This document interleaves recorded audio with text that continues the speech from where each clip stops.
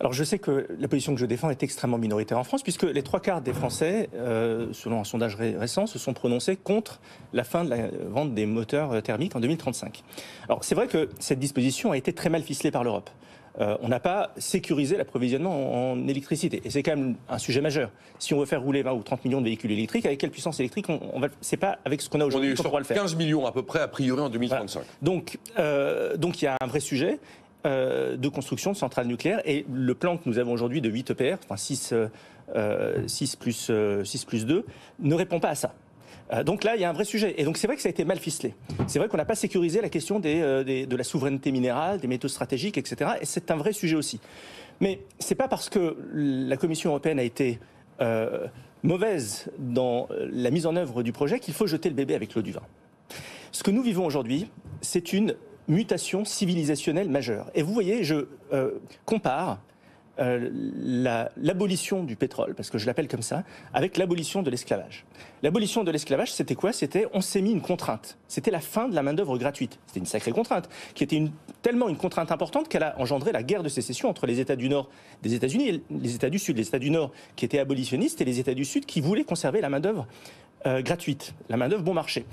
Et à l'époque, on entendait finalement des formules que l'on entend aujourd'hui à propos de la fin du véhicule électrique. Oui, mais on se met une contrainte, on n'en a pas besoin, et puis la main-d'œuvre, on va perdre en compétitivité, qui c'est qui va labourer nos champs, etc. Oui, mais qu'est-ce qui s'est passé quelques décennies plus tard?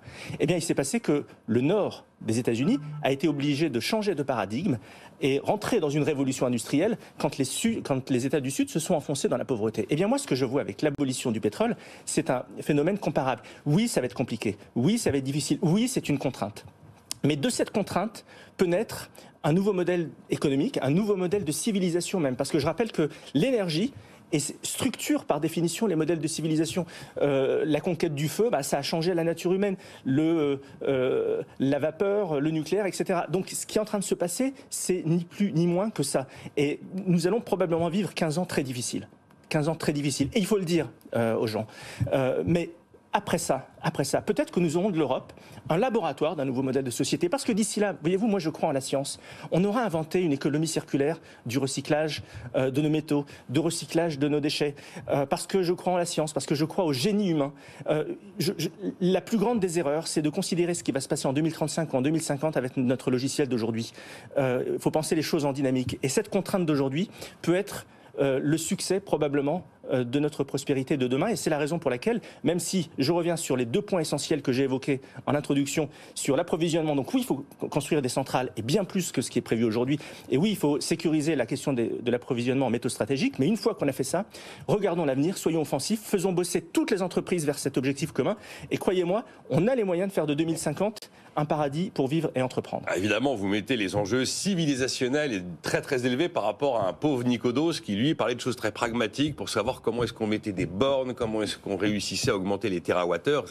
Oui, mais c'est de cet objectif élevé que l'on est capable de faire dérouler un plan qui nous permettra d'y arriver. Là où je suis séduit par ce que vous dites, c'est qu'on a tendance justement à être toujours dans l'immédiateté et dans la petitesse des observations, et vous vous mettez, vous, justement, dans une hauteur de vue qui raconte une histoire. Mais je vous le dis, c'est là où c'est séduisant. L'abolition du pétrole, c'est l'abolition de l'esclavage. C'est du même niveau.